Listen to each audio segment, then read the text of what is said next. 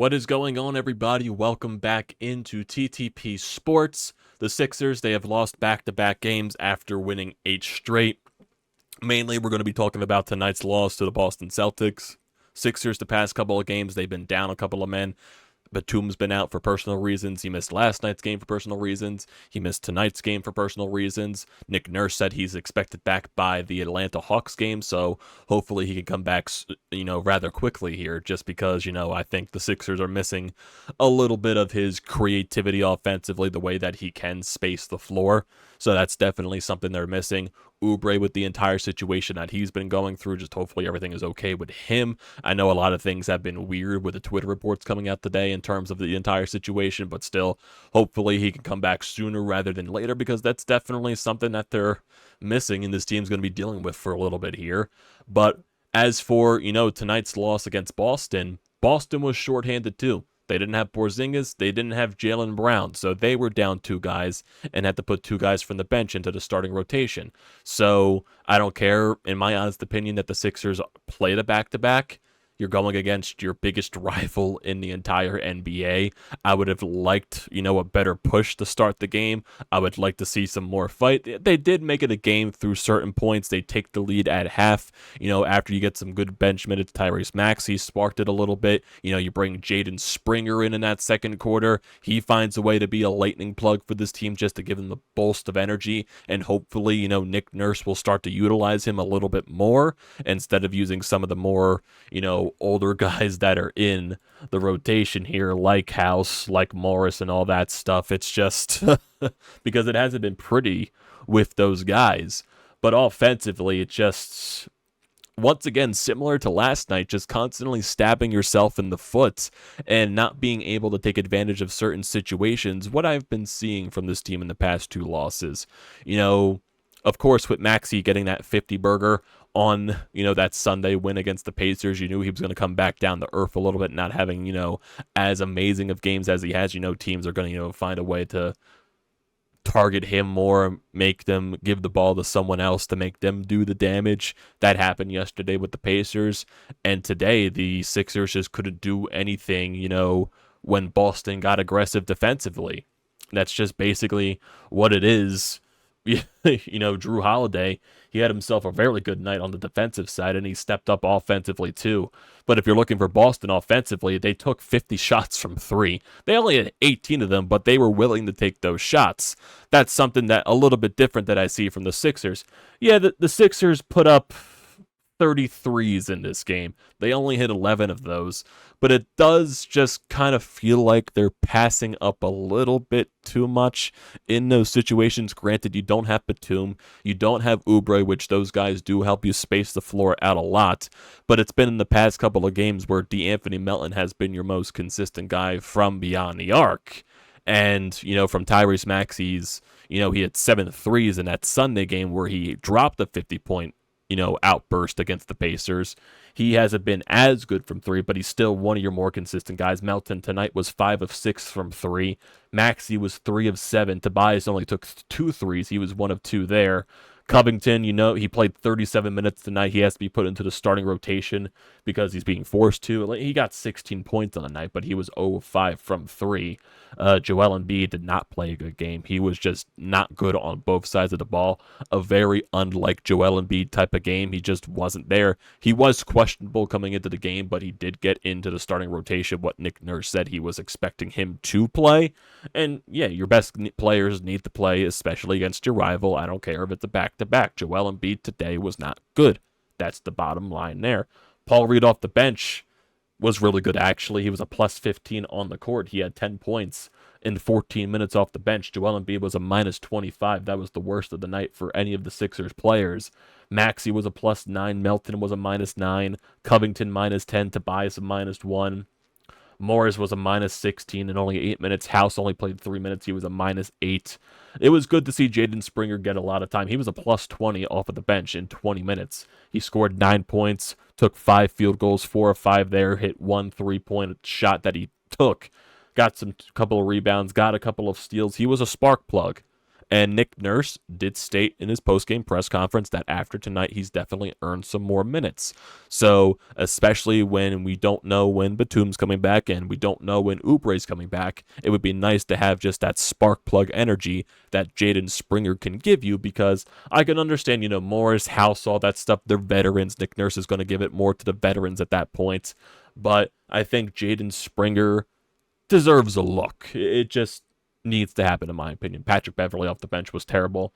Minus 17, 0 points off the bench. There was a lot of miscommunication every time Patrick Beverley was on the floor. Joel Embiid trying to pass it to someone else down low. In comes Beverley out of nowhere, taking the pass, and then the ball ends up going out of bounds, or he goes to the free-throw line and he misses both of his shots.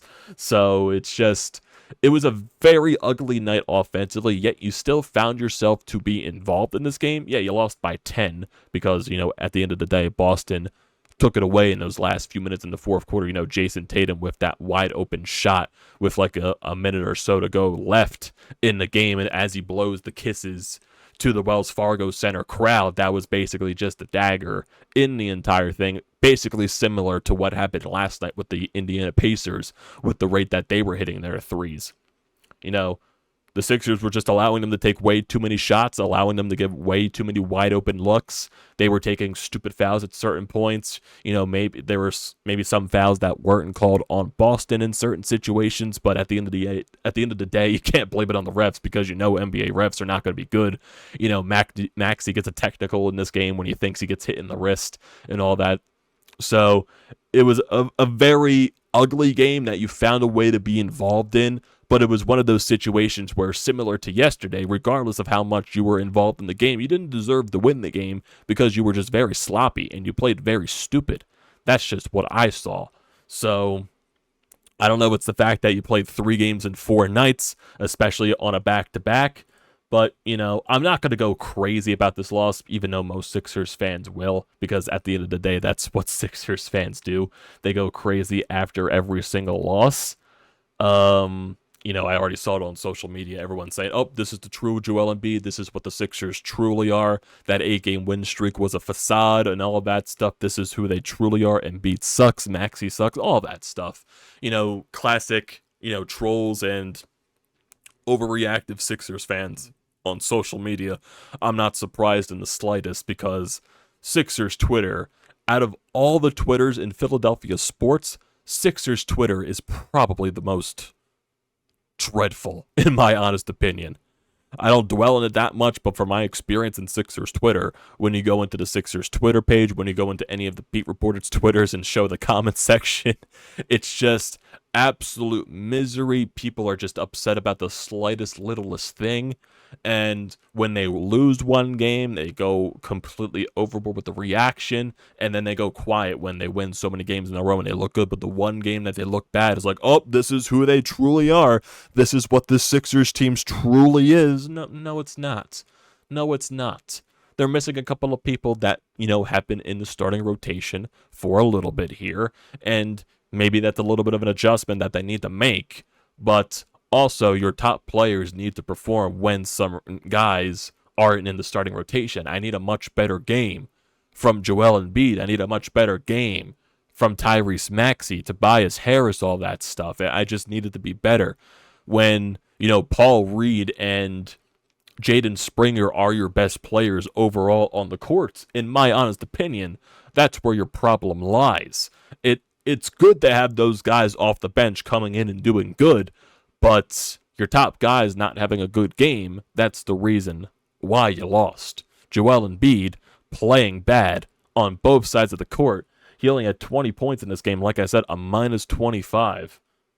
Worst out of any Sixers player in this game in the plus-minus category. It just wasn't good. Yeah, Embiid had 9 rebounds. He had 7 assists, 1 steal. He had 2 turnovers. He was 8 of 16 from the floor. Didn't get to the free-throw line as much. It's just, it needs to be better. It needs to be better. It needs to be better. Like I said, DeAnthony Melton in the past couple of games has been your most consistent guy shooting the deep ball. Maxey has gone a little bit quiet from that. I just feel like they're not taking enough. That's just my honest opinion. I feel like they're passing up way too many threes.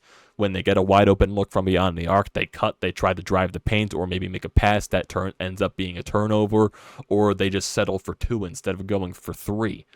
You don't have to shoot 50,000 threes like the Boston Celtics do. And yeah, the Sixers took 30 shots from deep in this game. But I just, maybe if it's more consistent, then that's another story. But I just feel like they need to start taking those opportunities a little bit more. I feel like Tobias should have way more three-pointers in this game. I feel like, Joel Embiid, he can have at least maybe 3 in a game. Tyrese Maxey, I would like to see him taking as many shots as possible from deep. D'Anthony Melton, with the way his, trigger finger has been the past couple of games, he has the hot hand from beyond the arc. It would be nice to see him take a little bit more shots from there, 5 of 6 tonight, and he was on a little bit of a tear last night, too, against the Pacers. That would be nice to see, but overall, this game was just very bad. A very similar aspect to what last night's game was against Indiana. Sadly, I was at that game last night with a couple of buddies, seeing that disgusting-looking red court. It was just an eyesore, and my eyes were bleeding just watching that entire thing. And it just wasn't a very enjoyable game. Yes, both nights they found ways to be involved, but they didn't deserve to win either of these games. So they get an off day tomorrow. They play Friday in Atlanta against the Hawks. Then I believe they have a game on Sunday in Brooklyn. So yeah, they play Friday, Sunday, Tuesday. They have another back-to-back next week against Cleveland and then on the road against Minnesota. So got a couple of back-to-backs upcoming. You play this weekend. You play, in a couple of weeks you play the Lakers. So there's, a few strings of games right here. So you play Friday, Sunday, Tuesday, Wednesday, Saturday. So got to find a way to get a little bit of consistency here, but Nick Nurse did say he expects Batum to be back for Friday in Atlanta, so hopefully that'll provide a little bit of a spark in the starting rotation in terms of, just getting that spacing on the floor that this team desperately needs right now, because I just believe that when you add Covington to the floor, and Covington, we all know what he is at this point in his career, he should be playing 30-plus minutes. I feel like last night against Indiana, he barely played in the game, and I'm not entirely sure who came off the bench and played more minutes, but it just wasn't pretty at all. Yeah, Covington did have a better game tonight, but, what more are you going to get from Robert Covington at this point in his career? So it will be nice if Batum does return on Friday to add that little bit of creativity and his presence on the court for this team, because in his first few games since coming over from the trade, coming off of that personal reason stuff, he was good. He was good. He was hitting some clutch threes. He was making some clutch defensive plays, and the way that he was spacing the floor, helping a lot of other guys getting some open looks. And that's what they need right now. And hopefully with this whole Oubre situation, hopefully everything gets it sorted out. They're saying it could be, better than it actually was in terms of the injury. He could be back sooner than it was. Just hopefully that could be the case. And that's basically it at that point. Man. But it still does sting losing to the Boston Celtics, don't get me wrong. I'm very frustrated with the loss because I just feel like they could have played way better. I don't care that it's a back-to-back. I don't care that you're missing a couple of guys. Boston's also missing a couple of guys as well, 2 of their starters. And, White showed up, Tatum showed up especially late, and then, Al Horford with his stupid face, his very punchable face, hitting the threes possible at the worst possible times. That's just very fucking annoying at that point. It just is. In my honest opinion, it just is. Seeing Al Horford's dumb face. I saw a Sixers fan, walking to the game last night against Indiana, wearing an Al Horford Sixers jersey. I'm like, what the fuck? Like, what bet did you lose to have to buy an Al Horford jersey? That's just my honest opinion. Because the dude's a fool. It just is. Just is. So, take tomorrow off. Bounce back. They won 8 in a row. Where they do and maybe lose a couple of games in a row, possibly. But I would like the effort to be a little bit better. That's just my honest opinion. No reason to overreact. Lost 2 games in a row, yet they're frustrating. But how many games are we into the season? 11. So there's no reason to overreact. But Sixers fans everywhere are going to overreact because that's just how they are. That's just how it is. So that'll do it for tonight here, everybody, in terms of the Sixers recap. We will also have a Flyers recap up either tonight or tomorrow morning, so definitely look out for that. But for now, Don't forget to leave your comments in the comment section down below. Don't forget to drop a like on the video. Don't forget to hit that subscribe button. Does me a great deal of service. Join the TTP Sports family. Have some fun times here. Also use the code TTPSPORTS. $20 off your first purchase at SeatGeek. Great deal. Do not pass it up. Once again, everyone, thank you for watching tonight's Sixers recap. Whenever, wherever you are. And I'll see you next time.